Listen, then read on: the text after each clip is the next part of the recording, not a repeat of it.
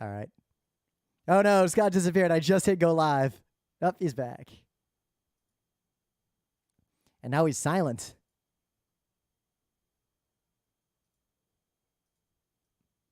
The focus on the camera is really messed up for some reason. I kind of see that. It's not that bad. Partly because, we're streaming this at relatively low quality anyway. What'd you do? Well, we'll start as soon as Scott fixes his broken camera and broken computer. That's better, I guess. All right. Kinda. Wah, wah, wah. I'm just going to get started. Easy show. It's Thursday, April 14th, 2022. I'm Rim. I'm Scott. And this is Geek Nights. Tonight on the GeekNights Book Club, we are talking about N.K. Jemisin's The City We Became.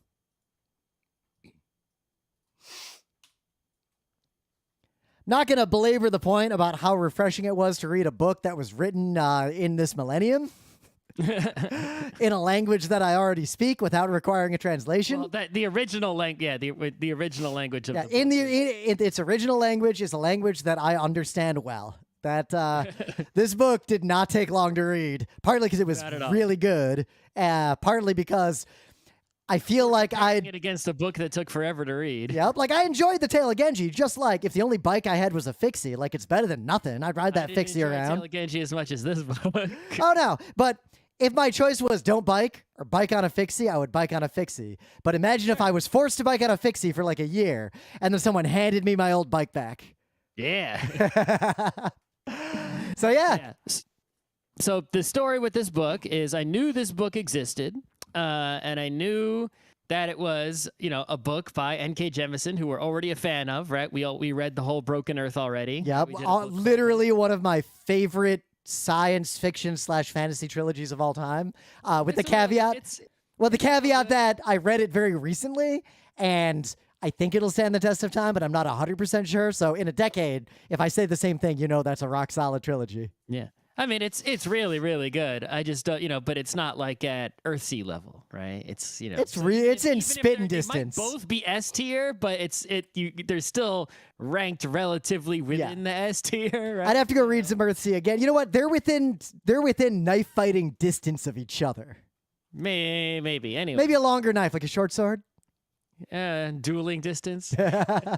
well, so anyway, the point is, I knew this book existed, and I knew, or at least I incorrectly thought it was going to be a trilogy. Apparently, it's going to be a duology, which is... Google still says it's going to be a trilogy. It's a duology, according to the... I mean, R. Scott Bakker said something was going to be a duology that became a trilogy that became two trilogies, so... Well, I mean, I read there were, things about the second book, and it said duology on it, so I'm going by that. Anyway, all right. So I knew I was going to read this book eventually, but I was upset that Rim chose it as the book club book. For why? Right? Number one, even though I knew it was going to be an incredible, amazing book by an author I already knew who has done no wrong, that I wanted to read. I was like, we already did a book by this author, right? I feel like we should be doing a new author every time. Though, unlike Things of the Day, we do not have a rule about it. We don't have a rule about it, but, and I can't control what Rim picks. If he actually, sincerely picks A Count of Monte Cristo, it's like, well, I'm not going to lie. 3 years from now. Not just because you said it. I've been low-key having this small but strange urge to read that book again. Yeah, it's been about 15 years. To play Breath of the Wild. Oh, God, it's been more like 20 years. God damn, it has been 20 years since I read that book. Anyway, so... that was reason number one. And reason number two is because I knew it was going to be more than one book. Lately, I really like to wait until a thing is done and then go for the whole thing. I really am not a fan of, read one, wait, and read the second one, because what happens is, I don't remember enough. So, like, for example, Prince of Nothing, which I assume I read book one. Anymore. Then book two came out. I read book one again. Then I read book two. Book three came out. I skimmed through book one. I read book two again, and then I read book three.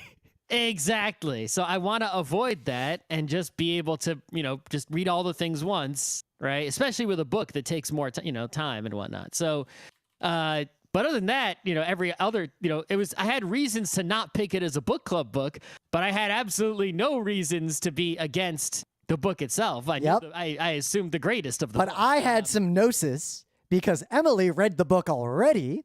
And I had Emily's assurance that it ends, regardless of future books, at a very solid, satisfying point that would not cause us a problem. Not lie. This book, despite being a duology or more, we don't know. You can read this book, and if it was the only book in its series and there was never any other book to follow it, you would not be upset at all. It is a complete self-contained ending thing. It does leave, a state, a state of a world, it builds a world, and that world is in a particular state with, some unresolved things in it at the end, right, that would allow for continuation. But they're not things that, are like enormous, like you must know, or otherwise you don't feel like it's over. Like it's like the story is over, and and of the characters at least. The major conflict of this first book is... It has that feeling, which is actually kind of literal in terms of how it's shown at the end, of a fantasy book that ends in the middle and the final chapter is like a battle has been won or something, and then the heroes are like looking out over the shore at the looming enemy to come. Exactly. So it would be like if someone wrote a book about a battle in a war, right? And the book starts when the battle is starting, or like the precursor to the battle, right? And then the book ends after the battle is completely over, and like this, the battlefield is cleaned up, and the war is still going on. That battle wasn't the ultimate battle that ended the war, clearly, but you got a complete story, and even though the questions of the greater situation are still out there, you're not upset just reading that one story, right, of within. Yep. Okay. Now, this book, remember, we haven't done these in a while because Genji took a while. The GeekNights Book Club is a book club, meaning we're assuming very shortly that you have already read this book. We're going to talk about this book as two people who have read this book, and we're assuming that all of you have read this book. So if you have not read this book, other than a little bit of explanation we're going to give in the very beginning, you're probably going to be completely lost, and we're just going to spoil a whole bunch of the book. We're going to talk about it. So I highly encourage you, if you have not read The City We Became, to stop listening to this and go read this book. It'll take you like a week. I swear. Again, I don't personally believe in spoilers, but if I did, I really think that this book only has one thing that's nothing surprised me except one thing that I could have picked on. I could have picked on 2 beats earlier than I did. That's the thing, right? Yep. This one big thing that was usually... I'm the person who sees everything coming, right? Because any good story is gonna have foreshadowing, right? Yep. Chekhov's guns, and I spot those. I'm like an expert at spot. We should have a game. I spotted Chekhov's New Jersey within. Oh, that was the easiest one. Forget that one. As soon as I found out that character is from New Jersey, I was like, I know where this is going. Yeah, no question there. But there was, there's another one that. There were so many hints. Oh my God! No, I figured right? So I figured it out. I want to say like the 4th beat where it comes up, and at that moment I thought, wait a minute, and then I thought, wow, I'm really stupid. I really should have picked up on that earlier. As I went back, and I felt a little. It was well done. Yeah, but that was the major one. Anyway, so what the hell is this book? So. The title of the book is The City We Became. I knew it was a book about New York, right? Where N.K. Jemisin lives in Brooklyn, right? We live in Queens. Anyway, and I didn't know anything else other than that it was going to be good. So, and I knew there was some sort of fantastical element. It turns out that the title is a genius title, because it has, at least 2 meanings to it, right? A few. One, it's literal in terms of what happens in the book and how it ends. That's the one that I didn't see coming. That it, like, right away, and not even in chapter 1, in like the prologue, right? It's like, the book is literally about people who become physical avatars, embodiments of New York, literally. Like that person is New York City. That human being is Queens. That's who they are, right? The same way that, I don't know, other mythological figures, right? The way that, I don't know. This is the worst possible example, but it just came in front of mine because it's very good. The way deities work in Forgotten Realms in Dungeons and Dragons. It is almost literally how deities work. A bunch of people. Except for the belief part. Yeah. Well, the idea is that kind of a little bit. That's a person will live their life a certain way, and whatever god they live their life closest to, they kind of go to that afterlife, and eventually, by living in a place that's run by that god, they become indistinguishable from that god. Like, they would make the same decisions that God would do. They would say the same thing that God would say. And at that point, they just become that god. They represent that idea or that concept. Here, it's more like all the people in the history of a city together sort of become this meta organism or this meta idea that is literally its own thing that no individual fully controls. Like, right. I mean, it's a common literary, mechanism, right, of personification, right, of having some character that represents, some idea, right? Animal Farm, whatever, right? But in Animal Farm, right, the characters aren't literally the thing they are representing. They are just symbolic. Well, here they're both figuratively and literally. And I got to tell you, my favorite media anywhere, my entire life, the thing I like the most is when a story works on an allegorical and a literal level equally well. That gets me going. The only thing that gets me going more than that is precursor technology. Right. It's like, imagine if like you had a character that represented, I don't know, democracy in your book, right? And then someone punched them, and suddenly there were revolutions and dictators rose to power because that person got that hurt. scene when Staten Island fucks up Sao Paulo, and then it cuts to like freeways, like just chaos ensuing in Sao Paulo. Yeah, in Sao Paulo, Brazil, they were like, there's a person who is the physical embodiment of Sao Paulo. They got injured, and then the actual city of Sao Paulo in Brazil, in the book, not in real life, right, was having like earthquakes or floods or disasters, and things were getting fucked up, and it's like that. It's literal, and that's a lot of fun. Okay. But it also is arguably a spoiler for the book, because the whole point of the book is they're like growing into this role and becoming the avatars of the city and becoming the city, but it's in the past tense because they succeed in the book. The book ends with them succeeding. Kinda, yeah. Yeah, well, mostly. I mean, the part of the city that didn't succeed arguably is not a part of the city, which was kind of part of what this book was saying. Right, but the book is about, right, in the mythology of the book, the world that is built is that, not cities don't just have these avatars automatically, right? The cities become born. Right? Well, it makes the point that there are only 2 cities like this in the entire Western Hemisphere at the time that the book takes place, and there were a handful that had ever even appeared in that hemisphere up to that point in human history. Yeah, and some failed to appear, or other things happened and whatnot. Yeah. So yeah, it's the story of like New York being born, but not being born in the way, like go back to, New Amsterdam, right? But being born as, a living embodiment city, the way that other, really big cities were. Yep. And there is actually, interestingly enough, there's this idea of like global alpha cities. There's a theory I learned about from a doctor. She was the wife of my boss at a job I had way, way back. And what she studied specifically was the concept of global cities and the idea that there are 2 cities on Earth for real that are global in a sense that makes them different, unique, and transcendent from all other cities and all other ways humans have ever lived. And it's just the idea of like studying what makes those cities different and why do they act so differently in the real world. And those 2 cities are London and New York. Pretty much. And it's I'm not going to try to talk about the theory in detail because, one, my knowledge on it is based on 2 or 3 conversations with a doctor who wrote theses on this and the Wikipedia page about it. So go read that Wikipedia page. You'll already know more than me. Yeah.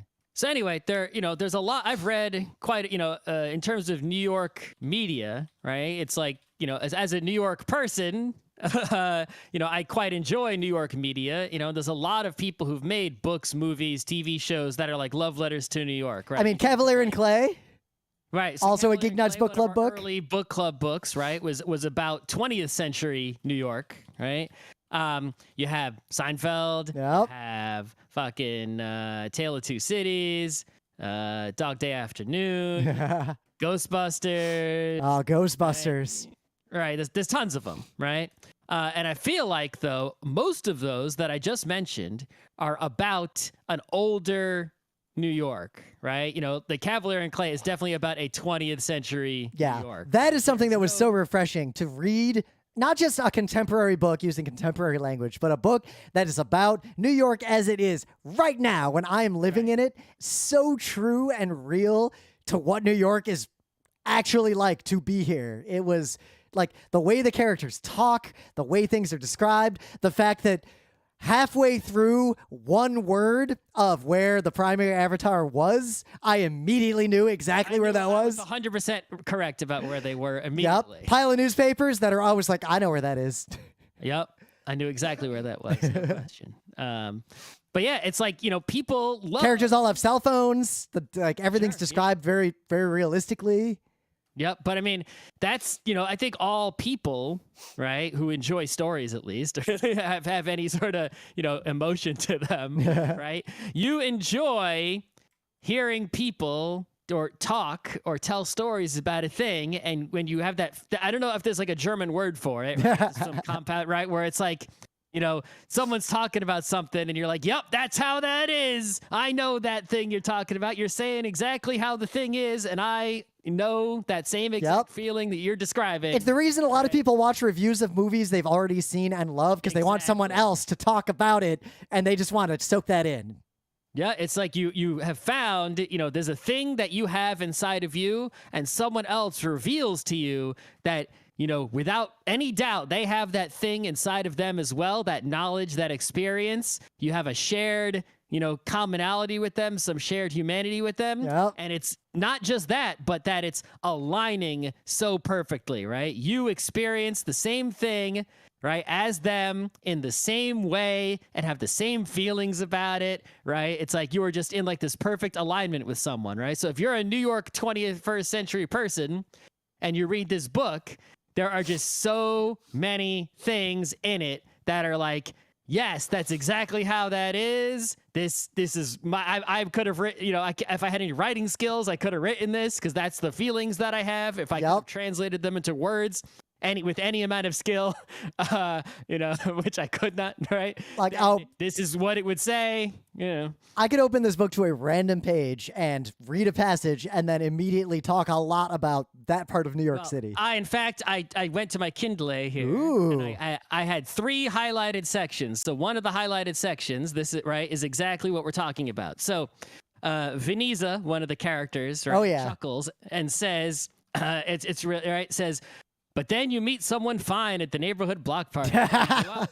Or you go out for Vietnamese pierogies or some other bizarre shit you can't get anywhere but in this dumbass city. Or you go see an off Broadway fringe festival play nobody else has seen. Or you have a random encounter on the subway that becomes something so special and beautiful that you tell your grandkids about it someday. And it's like, that's New York, right? That's why you pay 10 times the rent to live here than in somewhere else where there's nothing to do and you'll never experience anything special other than go to work, come home, watch TV, go to bed, right? All that shit is real. That is what it is like to live in New York, right? And this book is just things like that was not even a full paragraph. You're going to find this really funny because the paragraph I highlighted, I felt that paragraph to my bones because the paragraph before it is her talking about how much New York City sucks shit, which is also true. And yet, it's also true. But there's the line where, you New Yorkers, every except the new ones, always say that. It's dirty, there's too many cars, nothing's maintained the way it should be, it's too hot in the summer, too cold in the winter, it sinks like unwashed ass most of the time. But you ever notice how none of you ever fucking leave? That's right. That's fucking right. Because leaving means bumblefuck where nothing ever happens, and you want to eat Vietnamese pierogies? They don't have those. Like, you want to see an off Broadway fringe play? You can't even see a Broadway play in some bumble town, right? Oh, you want to have meet someone at the neighborhood block party? Yeah, you'll meet the 10 people you already know because those are the only people who live there. Yep. Right? It's like living up in Beacon, it was a fun place, but we would choose every time we wanted to go out for dinner, like you, me, and Emily and Alex, which of the 8 restaurants to go to.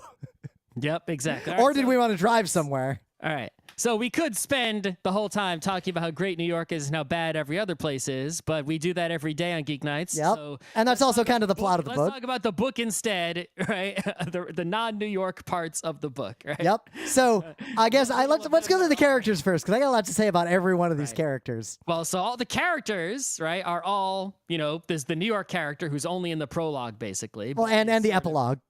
And the epilogue, but basically becomes a MacGuffin, right? Yeah. Throughout the main part of the book, the New York character is a MacGuffin because they're trying to find, right, the Wikipedia describes the primary so well. I'm just going to read this. A queer black homeless young man, an artist and a hustler. That's New York. Is that not New York? That's right. If you magically turn New York into a person, that's what they would be. Right? Yep. But okay, so Manhattan was fun. Just as apt. Yep. Like Manhattan. The dude literally forgets who he was and becomes a different person after he lives here even a little bit. And Manhattan, which is an allegory for, when Manhattan, which was conquered basically. Yep. Right? The Lenapes were kicked out. Right, there was what's the name of the little village of black people in Central Park that was blown away. Right, it's allegories for all of that. Right. Yep, and never mind the fact that he's portrayed as becoming indescribable in race. Like no one can quite pin on where he's from because he's from everywhere. Because so many different types of people are represented by the history of Manhattan specifically. Mm-hmm. And just live there. Like a lot of people think of Manhattan as being just Midtown, but like go to Southern Manhattan or go up to Harlem or go up to Inwood. They are radically different neighborhoods. Mm-hmm. Mm-hmm. But also, I like the fact, especially with him, Seneca Village. That was the one. It was destroyed in 1825. Right. The book, and Manhattan's a good character to show that, does not gloss over the horrific things that New York or Manhattan has done to people and continues to do to people. Like Manhattan is a dangerous character. Right. They know that they have this dangerous past, but they can't really remember it. Yep. It's like, I was evil, but I've forgotten it, right? Just like Manhattan. It's like, yeah, so much evil was done to form Manhattan, and you don't think about it when you're, right? Yep. But also, he's still capable of that. Like, Manhattan will still just kill you. Like, Manhattan will destroy lives. Manhattan is where Wall Street exists. Like, Manhattan has get hit by a car walking on the sidewalk. Manhattan is dangerous and can fuck you up. And it's trying to, it's mostly doing the right thing. And it plays an important role in the city. But I love, there was one line I highlighted. I'm not gonna go and keep reading quotes, or we're just gonna go down that path forever. But there's a line where he's talking about the city, and they're all trying to figure out their powers.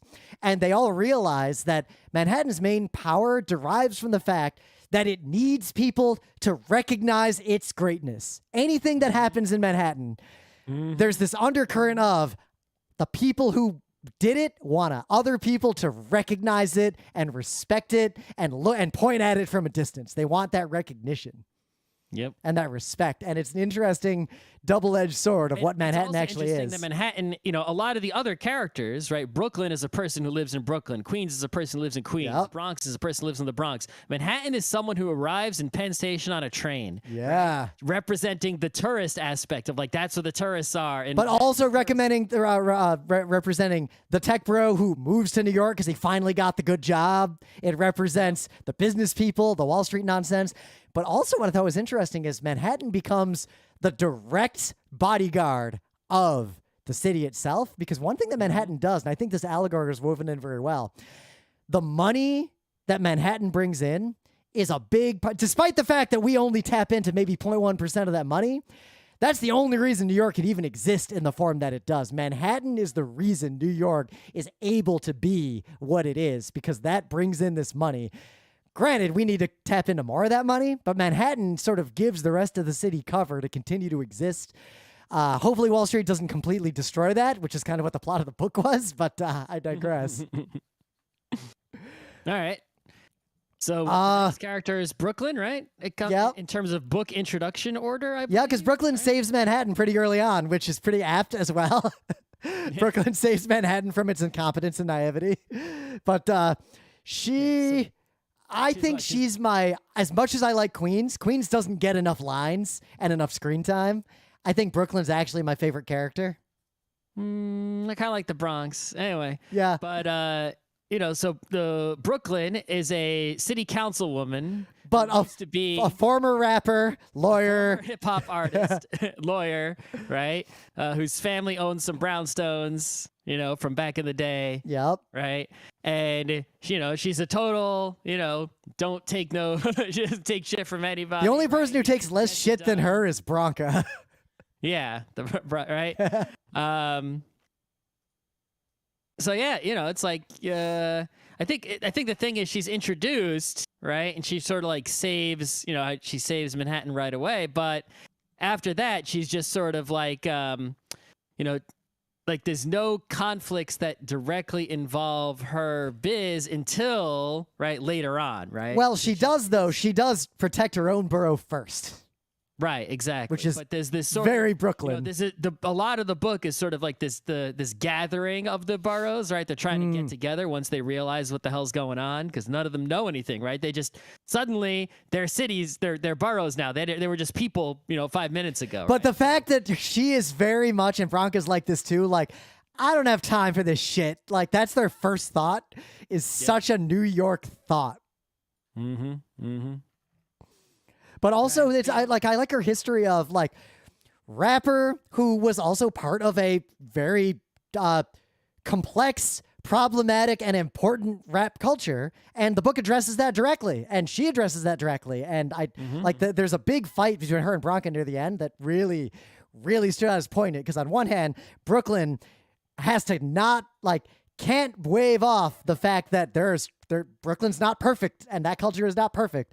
But also the Bronx has to recognize that I'm going after Brooklyn because this is whoever's closest to me right now. Like, it's not right. We're allies, but I'm going to go after whoever is closest to me right now because that's who I can punch first.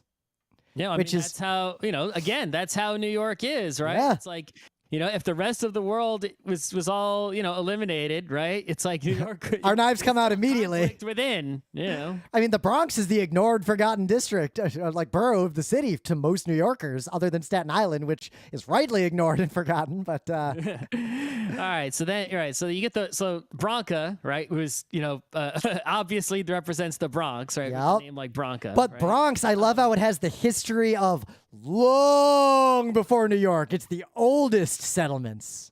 Yep. And of course, right, she runs an art I don't know if it's is it a museum or an art it's a gallery. It's like a low rent, city funded and philanthropist funded gallery that showcases non-white art and non-straight art and struggles to get local artists, right, are living there, working there, right? They got studios in there, display places in there, right? And Bronca runs that shit. Yep. And she's in her 60s, and she'll fuck you up. I mean, she fucks up Mrs. White pretty early on before she really realizes what she is.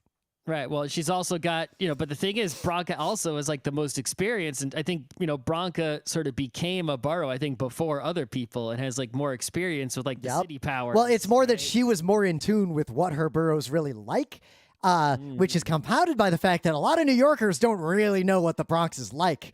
The Bronx, it has physical, real world, diverse, and it also, I think also the Bronx different from other boroughs. At least the Bronx was on purpose cut off from the rest of the city by Robert Moses. Yep, that's directly, and the book addresses that. I like how they treat those freeways as wounds in the Bronx that were never fully healed. But also, right, in terms of, it's a lot of the other boroughs, right, like Manhattan, for example, right, it's all the evilness of Manhattan is in, centuries ago, right? Yep. It's whereas in the Bronx, it's if you were in the Bronx in 1950, 1960, even maybe 1970 something, it's it was sort of like a suburban kind of place, depending on the neighborhood, right? You had affluent white people and homes, driveways, and it might not even you'd be like, that's the Bronx. It's there, a significant part of the Bronx looked like that at not too long ago, but that's all gone now. Right. Yeah, but also the Bronx has been largely on its own historically in that it's not funded enough. It's not invested in compared to the other boroughs. The other boroughs basically ignore it unless they have to pay attention to it. Mm-hmm. The mayor probably goes to the Bronx less than any other, no matter which mayor it is, which party they're from, right? The Bronx gets the least attention. So a lot of current day neighborhoods in the Bronx have to be extremely self-reliant. Mm-hmm. But anyway, we got Queens, who is just delightful. Queens is extremely Queens, right? She's new. She new to the city. Nerdy. A nerd. Has a job for a less than representing the immigrants, right? Queens, the most diverse, place in the entire country, world, maybe. Right? Queens is absolutely the most diverse geographic space in America. I don't know about the world, but definitely America. I've seen multiple papers talk about that. Yep. And Queens is also a place representation, but it's diverse in not just in races, diverse in cultures, diverse in ideas, diverse in neighborhoods, diverse in income, languages. The number of I think I was at the Queens Museum and they were like, there's over some 100-something languages. I saw a stat that I'm not going to try to Google now, but it was something to the effect of the Queens in New York City has the highest density of actively spoken languages of any place on Earth. According 138 languages are spoken in Queens, right? Diversity capital of the world. Yep. Right? According to Babel.com, but also language site. Look what Queens is as a character. There are a lot of people who are highly skilled doctors, technology professionals from all over the world who come to New York. Queens is where they get their start, and they usually end up working for a relatively unethical company that they hate because that's where all the money and jobs are for people who are that skilled. There was even a mention of Rim's neighborhood in this book. Yeah, full of tech bros, people like me. I came to New York, I went straight to Queens, and I work for a relatively unethical company. In a neighborhood that was called out for having people like Rim in it. Yep. as a bad part of the one part of Queens that's not true. It's not good. This part of Queens is rapidly becoming Manhattan 2. Right. The thing about Queens is that, not only is the characters spot on, but the scene that really that house they all live in, that apartment building, the house the place Queens lives in, the apartment building, and there's a scene where someone goes up the stairs. Oh, that's the scene I was thinking of. Every floor, the different people who live in the different apartments in the building and what they're up to, and it's like they took all of Queens, right? Every kind of person that you could possibly and put it in 8 apartments. Fit them into one building and then describe them all on just a few pages, right? It's I was in that apartment building, and I've been in that apartment building. It's not even a real building, but I've been in buildings just like that, right? Yep. And it's even in my building, which is not exactly like that building. It's newer and fancier, right? But it still has a good chunk of that feeling in it, despite being, in a different part of Queens, with more monies and whatnot. Yep. Right. So then we got Staten Island, who is horrible, but I gotta say this. What a spot-on, well-written character. Right. She is so close to figuring it out, but the thing is, Staten Island in the real world gets so close to figuring out and then reliably votes for Nazis, destroys itself. It is politically a horrible and dangerous place. And there are parts of Staten Island near the north part that aren't that way. But pretty much once you go past the north part, it's it's suddenly, to the car area. But she is the stereotypical white girl who's been sheltered by racist parents in a fucked up marriage, who is afraid to even leave home and has never actually taken the ferry to the city and hates it because everyone around her hates it and is afraid of everyone. I mean, she almost kills Sao Paulo within 30 seconds of meeting him because she realizes he's a brown man. Yep. I mean, there is, but even the Staten Island, right? There's sort of this glimmer of maybe, right?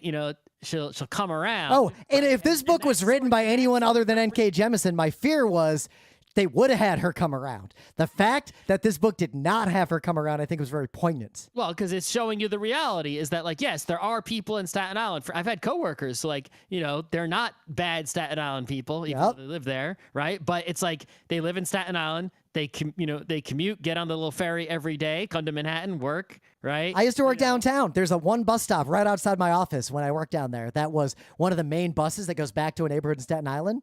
And people would be lined up all the way down the block to take the commuter bus home every day. Right. 100% of those people were white. Well, sure. But, there are like some people in Staten Island, some percentage of them that are sort of representing that hope that, Staten Island is at least in part New Yorky, right? Is like there is some amount of New Yorkness via the conduit of that ferry that is, and the Verrazano, I guess. Well, the beginning of the book, too. The beginning of the book makes a very optimistic picture when she's sort of like feeling herself as Staten Island and exploring the island.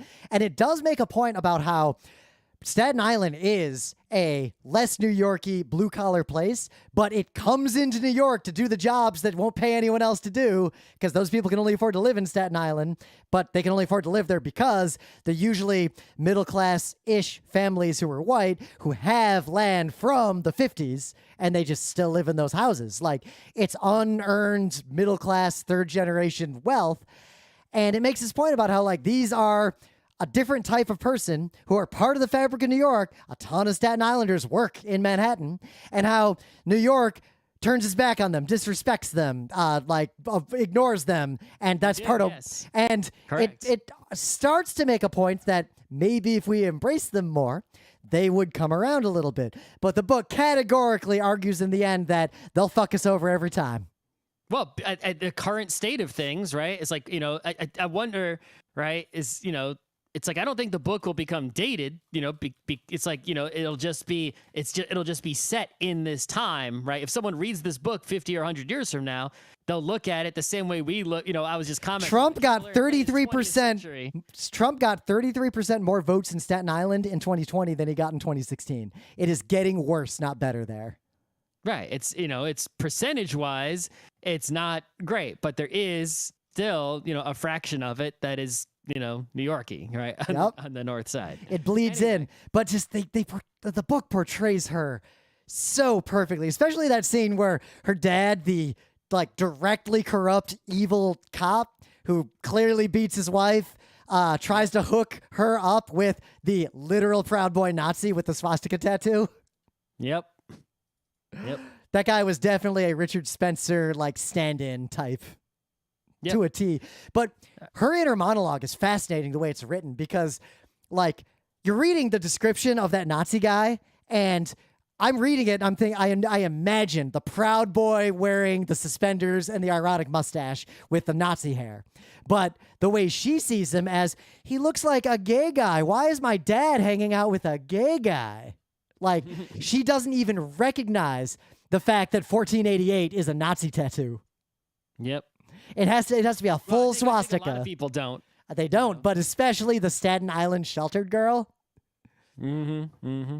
And she's so close to taking the ferry to the city. But every time, given the choice between trusting a non-white person and trusting Mrs. White, she trusts Mrs. White. And in the end, she is Mrs. White. Fuck her. Right. All right, so there's one more character, which is Vizina, right? Who isn't Vanessa. From New York, right? You transpose the N in the Z. Sure, it's hard not to because there's a Vizina trophy. Half black, half Portuguese, works in the Bronx, lives in Jersey City. I got it literally. As soon as I knew she was from Jersey City, I assumed she was going to be the actual fifth borough. 100%. I called it immediately. I was 100% sure. Call, right? Because in the real world, Jersey City, like we make fun of Jersey City because fuck Jersey, but New Jersey City is so much more tightly coupled to and part of the fabric of New York City than Staten Island. It's ludicrous that Staten Island is even part of New York City politically. Right. So for people who don't live here, right? So to go to Staten Island from New York City, Manhattan, or Brooklyn, right, you need to either use a ferry, which is free, or you can drive over the Verrazano Bridge, which is long. Right? Or you can take a bus that uses that same bridge and takes forever. And if you reach Staten Island, do you know what's over there? It's just like houses. Like there's nothing tall there. It doesn't feel like a city. It feels like a suburb place. There's literal farms. Strip malls, Houses with yards everywhere. Yeah, pools, swimming pools, right? Just empty land. Just tons of empty land. It doesn't feel like a city. Well, there's some nice parks actually. You can anyway. Oh yeah, well, when I got my vaccine there, so we took our bikes there and biked around the entire island. Anyway, so, but if you go to Jersey City, right? So to get to Jersey City, you can go through the Lincoln Tunnel, or you can just use George Washington Bridge or the Holland Tunnel, or you can use an Amtrak or a New Jersey Transit train, or you can use a PATH train. It's there are a lot of ways to get to North Jersey. Buses, tons of them, right? You can't take a bus to Staten Island. I guess you can over the Verrazano, but anyway. Yeah. There's a lot of ways to get over to North Jersey, Jersey City specifically. And if you go over there, Hoboken also, I guess, kind of. It's all that area over there at the very north of Jersey. It doesn't feel like the rest of New Jersey. There are tall office buildings over there, skyscraper ones. Dude, North Jersey is a more dense, real city than most cities in America are outside of New York and New Jersey. They're actually little, they're not really, I guess they're technically ferries, but water taxis. A lot of people will live on the water in North Jersey. And I guess when they were still commuting, thing, right? Pre-pandemic, people would take a little water taxi over to Manhattan and back, right? To get to work. Just because it's cheaper to live over there, right? You're a Jersey resident, technically, right? You vote for Jersey governor. Yep. You don't get to vote for New York mayor. But those people who live there, right, are more like, the New Yorkers, right, than people from Staten Island are, culturally speaking. They're less connected because they go home at the end of the day. They don't stay out in the city late usually. From Queens taking the 7 train to Manhattan to their job versus someone living in Jersey City taking a Penn train, a PATH train. It's those are more culturally similar than someone who lives in Staten Island. Yep. I mean, in a just world, that would just be the 6th borough, and Yonkers would be the 7th borough, and then we go back to 6 because Staten Island has nothing to do with New York. But yeah, so the book officially, I guess spoilers, right? officially recognizes that. There's a great line where I think Bronca figures it out. She's like, wait a minute. Cities don't follow politics and geographic made-up nonsense. That's where the city is. It's right there. Yep, exactly. So there's that, right? Okay, so now the primary conflict of this book, because really, well, there are a couple more characters. Sao Paulo figures in pretty heavily, and right. Hong Kong is there a little bit. Sure. Yeah, Hong Kong's real funny. I think I laughed out loud at a few of his lines more than anything. But Sao Paulo was real fun, and they used him a lot.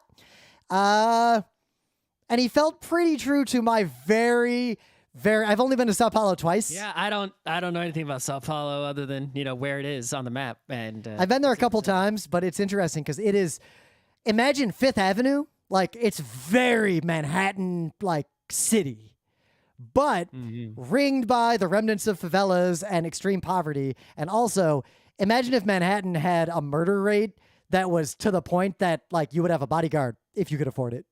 Yeah. I really like there was one scene with where he was not doing well and they healed him with Portuguese. Oh, Hong Kong brings some shitty Portuguese cigarettes that are close enough, and some Brazilian cigarettes, and they get some Portuguese canned or ice cream treats out of the freezer. Right, that was it, the freeze. And I was like, dang, does that mean if I go to some other place and I get hurt, that I could get healed with pizza and bagels? I mean, I could be in big trouble because where the fuck are they going to get any pizza and bagels from? Yeah, exactly. You're running around Seattle I got to find a bagel and some quarter water stat.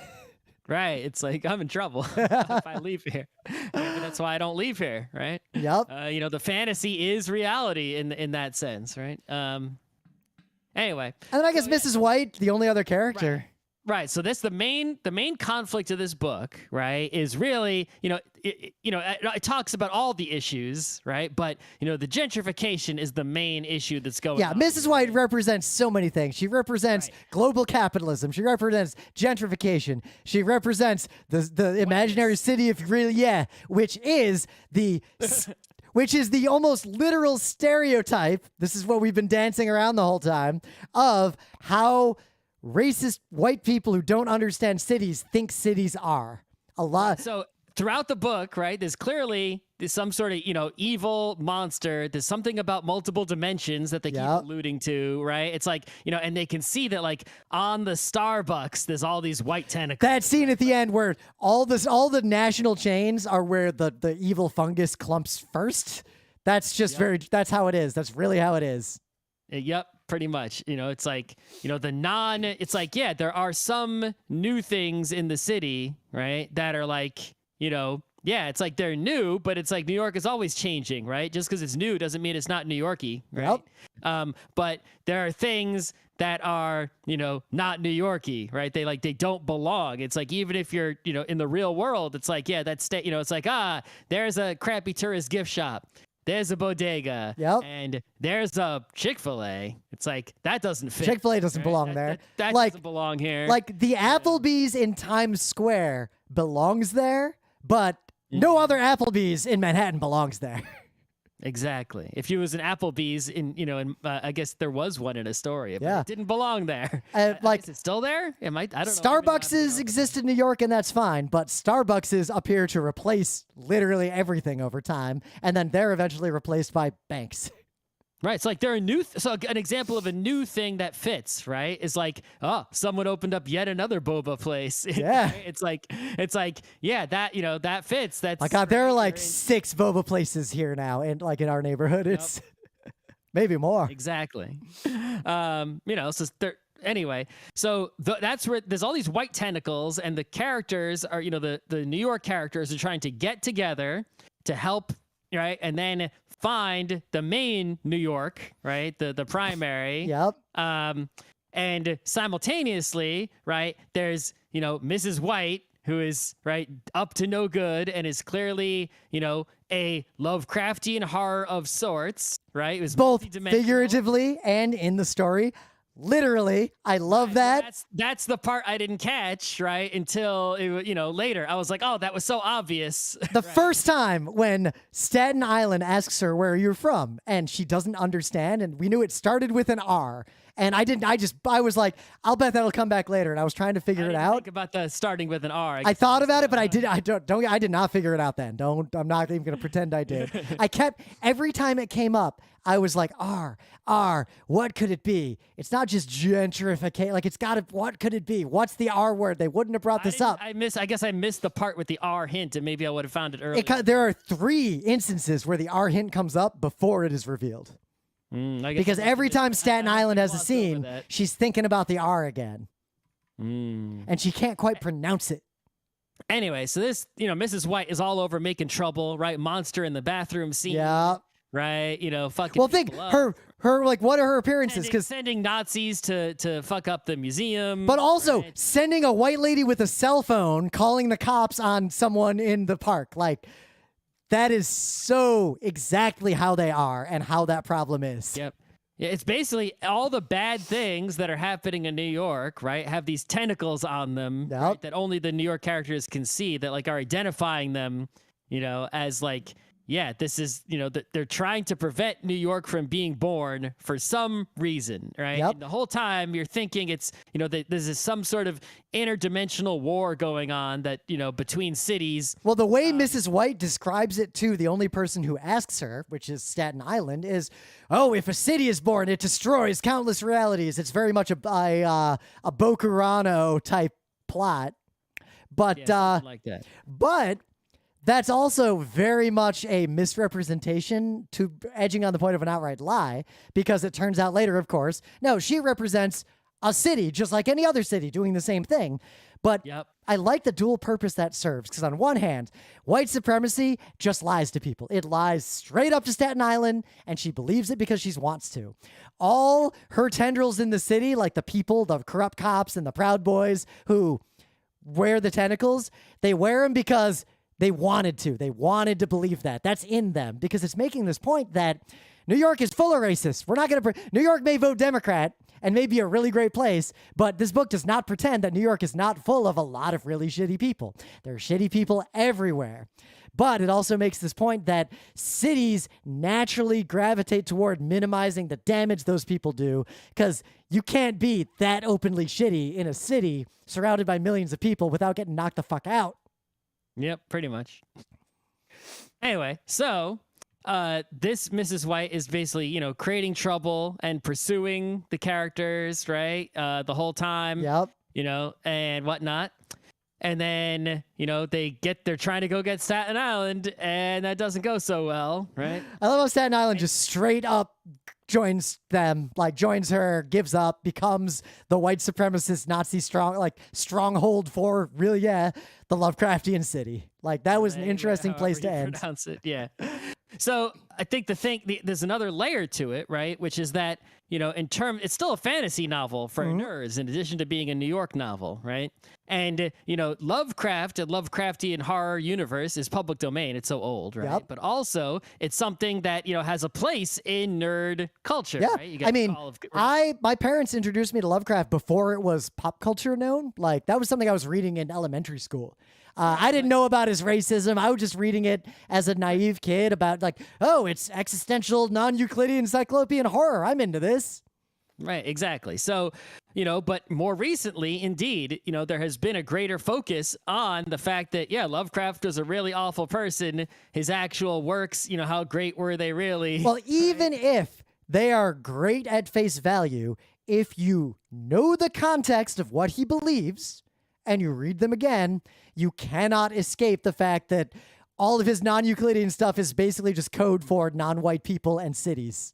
Right. So, as nerds, right, we had this Lovecraftian thing that was like one of our nerd staples and was actually public domain, and people were using it for all kinds of stuff and enjoying it, right, in a not racist way, right, despite its origins. But more recent times, right, it's sort of been, less attractive, right, because, there's more focus on the reality of who Lovecraft was.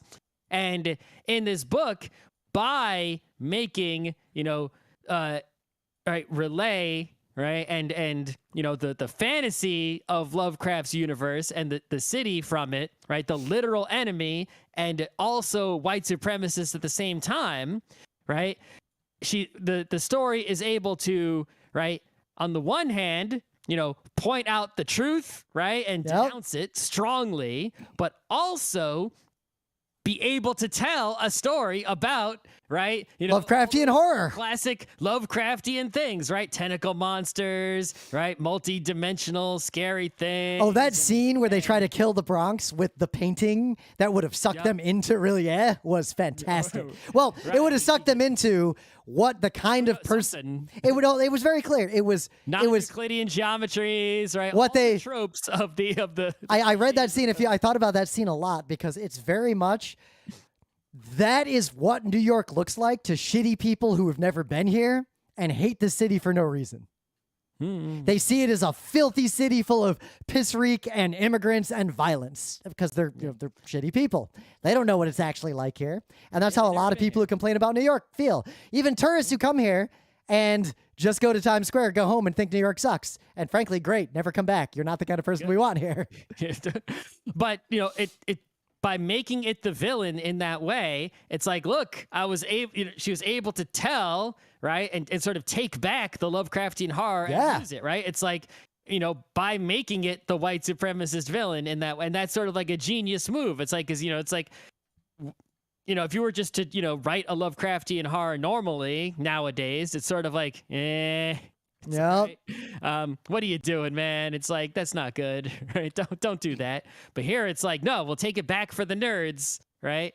The right way. But that's the moment when I started figuring it out that it was literal love, because Lovecraft gets referenced to that it was Lovecraftian in nature with all the tentacles, and then Lovecraft got literally also a city, right? Got away from me because up until that point, every city was a real city on Earth. Yeah, but there's a point where they're talking about how cities like Atlantis, when they talked about Atlantis is when I figured it out. Yeah, that's when at that point it's revealed, basically. Yep. Because Atlantis was a city that existed and ceased to exist. So in our reality, it never existed. Yep. So it was it's a fictional city. So really, literal fictional city from our current reality, meaning it is perfectly fair game to be a city in this universe. Yeah. but also it's like, there was. I didn't realize that, Mrs. White was a city because of the interdimensionality aspect. I thought that they were like some aliens or something. Yeah, well, because she was lying to Staten Island and saying that, or maybe like a city from some other dimension. Well, because think of this: from a real Earth, city right? on the scale of Sao Paulo or New York or Hong Kong or London in the real world is built on the backs of millions and millions of dead and exploited people. Even a city that's trying to do good has ruined lots of people along the way. That's just how history has always been. And all the other cities in this book don't shy away from that. But Mrs. White doesn't say she's a city. She just talks about that death and points out all those other cities are causing it. Just openly lies to Staten Island. I thought that was a very nice touch. Yeah. But yeah, just, there's just so many of those kinds of alignments. Right. It's just like, it's like you could, if you tried to think of something, like you could think of a few, but it's like, how much work must it have been to write this book? And basically almost every sentence is like some new alignment of, right, the characters and the reality of the world that we live in. But while also evoking something. The other fictional works. But it evokes something so New York. I could almost smell the subway when Manhattan summons a spectral idea of a subway car to escape. Yep. Like the way the magic works is just real fun in this book too. It's a super New York book. It's also a fantasy book. It takes back, Lovecraftian horror from the white supremacists. I cannot but recommend this book to anyone who can read English or a translated version of it even. This book is so fantastic. Yeah. It's such I asked some of the listener, but, they mentioned, I was like, hey, if you don't know anything about New York, right, how does this book come across, right? It's like... Yep. Well, we got in the chat, two Canucks, I guess, just enjoying this unique glimpse into big city Americana. Is it really like that? Yeah, I'll tell you what, we'll keep the city part and we're going to trade healthcare parts. We had one New Yorker in my book club, but we couldn't tell how much she was joking when she said that Aislinn was, quote, spot on. Not joking at all. I'm glad I skipped the Staten Island Ferry when I visited New York. The ferry is worth riding. Staten Island Ferry is not a waste of time. I would say the Staten Island Ferry is very New York. Staten Island is not, but the Staten Island Ferry is. So I'm going to give you the lowdown on this ferry. Right. It's free. If you're a tourist and you come to New York, right, you're probably going to want to see some Statue of Liberty, right, which is... if you look at a map and figure out where it is, if you don't understand, but it's out in the water. Like if you try to go to the bottom of Manhattan and look at it, you're going to need like some binoculars to see anything. And there are tour boats that will take you to it, but the Staten Island Ferry. There is an official boat that will take you. It is not cheap. It's a pain in the ass. It's not really worth it. It's like, okay, you stand at the bottom of it and it's a little island with a statue on it. And then you come back. And I don't know if they're letting people to the top anymore. They haven't for a long time. I don't know if they started again, but even if they do, it's not easy and you probably won't. Staten Island Ferry goes past it twice, real close. Like you can get on the Staten Island Ferry for free, for no money whatsoever. You just wait for it to come. You get on it and you look out the window. Make sure you're sitting on the New Jersey side of the boat, right? So you can see the Statue of Liberty. It's literally the best way to see it, short of hiring a private helicopter to take you to it.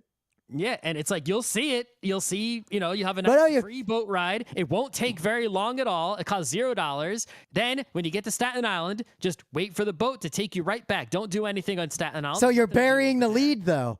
The Staten Island Ferry is free, and there are a ton of people who will sell you tickets to it in New York. Yep. There are scammers who stand all around the Battery area and near the ferry terminal trying to sell tickets to the Staten Island Ferry to tourists who don't know that it's free. You can just go on it. No money whatsoever. Don't buy a ticket to it unless you're, want to make a donation, I guess. Yeah. So yeah, I really come to the GeekNights forum, come to the Discord, talk about this book with us. If you've never been to New York, we really want to know what you thought of this book. And I really want to stress to you that living here does feel the way that book is. Like, we're not exaggerating. And if you ever come here, you'll see it. All right. So now that we've gotten away with doing a book club book in less than 2.5 years, right? We got to make up for lost time and We do do. more books more frequently, right? So the next book club book, usually me and Rim alternate choosing right here. Even though I guess it's it's my B that I chose the Genji book, but it's still my turn anyway. Tough shit, right? One pick is one pick, no matter how long it takes.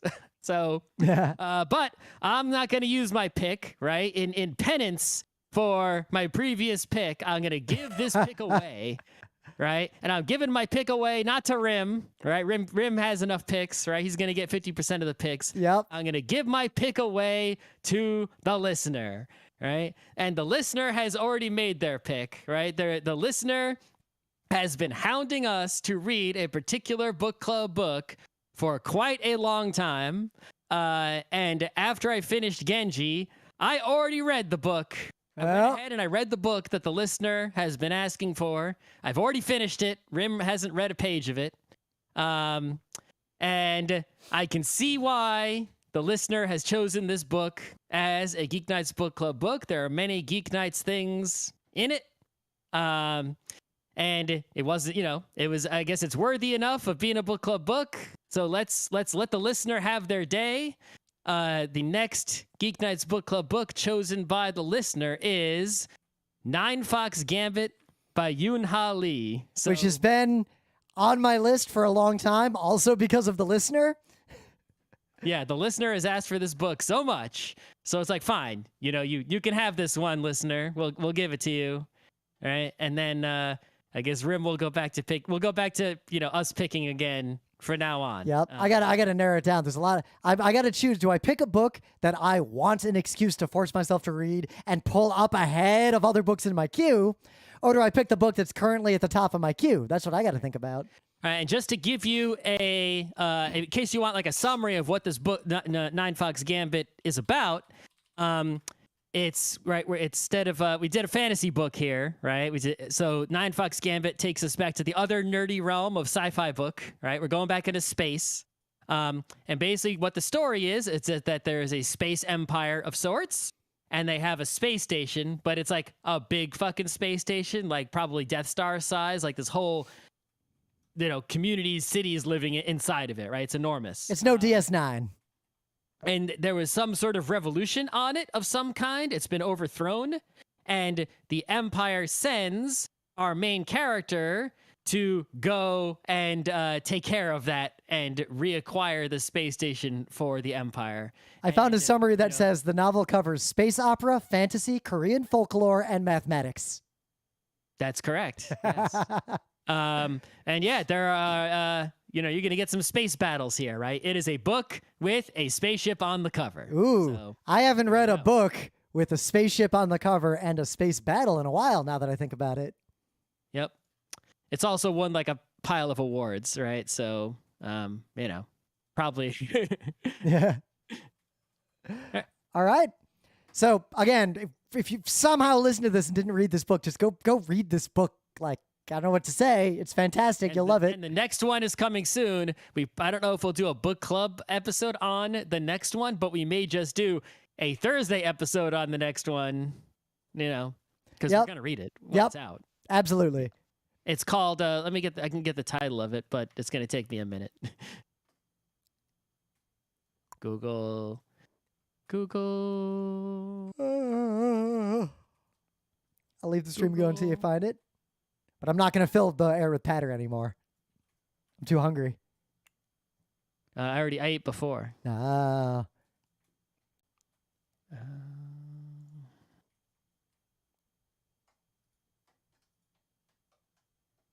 Oh, there's that comment. I recently heard that New York is becoming less vibrant and lively due to the economic. Yep, that is absolutely true. The second book is called "The World We Make." Ooh, yeah. I suppose they're going to, if I take the first book's title literally, "The City We Became," and in that book, people become a city. I predict in this second book that a world will be made. Well, because that. Remember, what is Hong Kong doing? Going back to summon the Council of Cities to deal with this shit. Yep. So yeah, The World We Make is, you can pre-order it now, and it's coming out November 1st. All right, so I'm pretty sure by November 7th or 8th, I'll have read that book. Probably. I remember what happened when the second Prince of Nothing book came out. I think we all read it within 3 days. Maybe. All right, so there you go. All right. And